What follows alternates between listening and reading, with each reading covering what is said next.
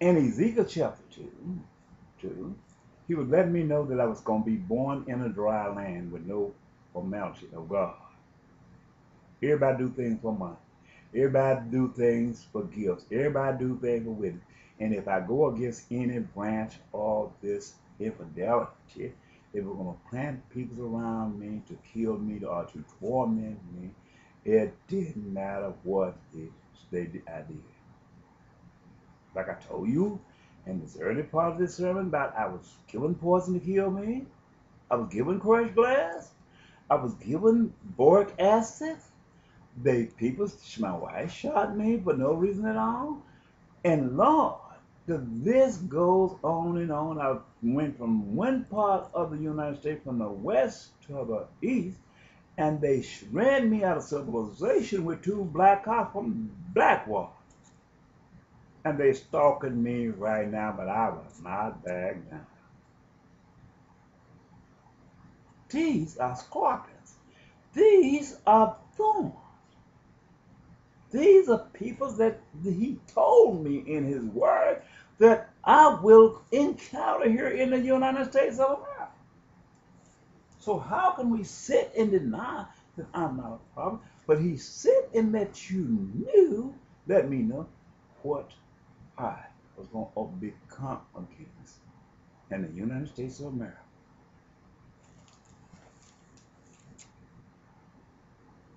Now,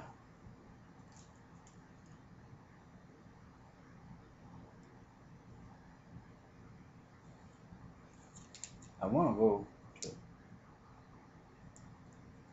verse 7. And thou, son of man, speak my words. And the same thing. That's Ezekiel 2, verse 7.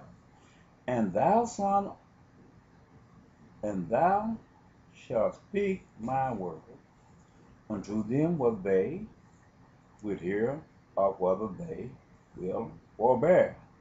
For they are most rebellious, heart. For they are most rebellious, or forgive me. Verse 8, but thou, son of man, hear what I say unto thee. Be not thou rebellious, like that rebellious heart. Open thy mouth and eat that I give you. Verse 9, and when I look, verse 9, and when I look, behold, an hand was sent unto me, and lo, a roll of a book was therein. Okay, stop right there. Remember when Jesus went back to his Father in heaven after he was crucified? There was a book that was given him, wrote in and out, and it was sealed with seals. No angel in heaven could open these seals. Revelation chapter 5. Pretty sure that's what it is. And there was a lamb which was slain, which was God's son, came to him, and he gave the book to Jesus Christ, and by him not, he was being the lamb slain from the foundation, he had the ability to open this book and reveal that which was in, because he was worthy, because he had died on the cross. You got to tie this in with Ezekiel and the space shell. And he told you in Revelation chapter 11 that these are my two witnesses. So he told you when he had Moses also building the Ark of the Covenant, and he told you in the verse after he built the ark symbolized the 12 tribes of Israel, but the covenant of the ark was called a mercy for the cherubim. Jesus told you that I'm going to speak to you from above, between my two witnesses. So, taking you back to this part here, by God telling you in Revelation chapter 5 that I'm going to speak and give you this here, God gave him, he's the only being that God gave authority to give the words of the God, interpret the words of God. So that way, when a man comes with a falsehood lie and say he's a prophet, he's not a prophet. But the man who God told you that he won't speak to in between the two cherubims in Exodus, he is the one that's going to reveal that revelation of truth. Now you take it back here to Jeremiah and Ezekiel, there's a voice speaking from heaven to tell them these are my words. This is Jesus Christ speaking to these prophets, not Jeremiah, not Ezekiel, but they became the voice of this prophet because these prophets was not born as children before they came out and were entered the womb of their mother. Now, takes us to this part, same record. Because Jeremiah had to die. Ezekiel had to die. Jesus Christ had to come to earth and he had to be crucified.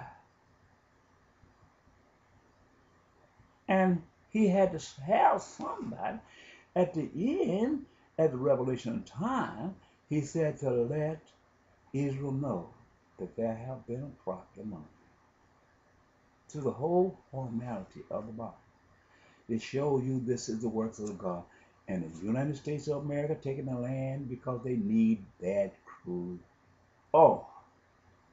So if they need their crude oil, they take the crude oil and they embrace themselves with their weapon of destruction. God's going to allow them to do so much and he's going to kill their crude oil. And he spread it before me, verse 10. Of Ezekiel chapter 2.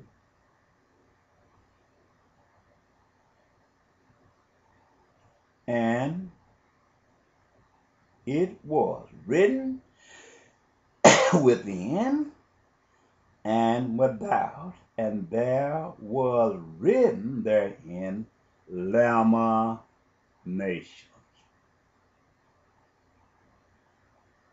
Go to the book of Lamentation. Because lamentation came when they was flying abstract, killing their men, using the space shell up on the brink of the earth. They called and their men hide in caves out there in the ocean and kill their men with nuclear weaponry, air with their drones. Killing Israel's peoples with the airstrike. Israel is the 12 tribe, not Israel. Don't sit and tell that lie. Killing the seed of Hebrews, the 12 tribes of the Hebrews, with airstrikes. They don't get Israel's leg, but I can't preach that right there that it hadn't been revealed because it's not going to end until they beat down Israel. They're going to show Israel they were the foolish minds that embraced the devil. They're gonna get Israel. Israel ain't gonna be left out. You can rest assured. He gonna take one, just like they have did our black people, and beat down the other. And when he do this, he gonna do them just like they did. He gonna bring drugs in there and try to contaminate their mind and show all of their nakedness, all of their shameness before the world. Show them that these people is dogs. He's going to tell you these people is dogs. All you had, because he told you in Job 1 and 2, I'm going to make him curse you to your face. So Israel is not going to escape. He's going to make him get naked over there and show his hind part to God. He's going to make him get naked over there, Israel, and he's going to pull up his undergarment, pull down his undergarment and pull up his overgarment and show his hind part to God. This is what he's going to do. And when he do that, I'm going to bring in the locusts. I'm going to speak to them. I'm going to bring in the locusts. I'm going to bring in the caterpillar. I'm going to bring in the cankerworm. I'm going to do it all over this world. And you take a God and you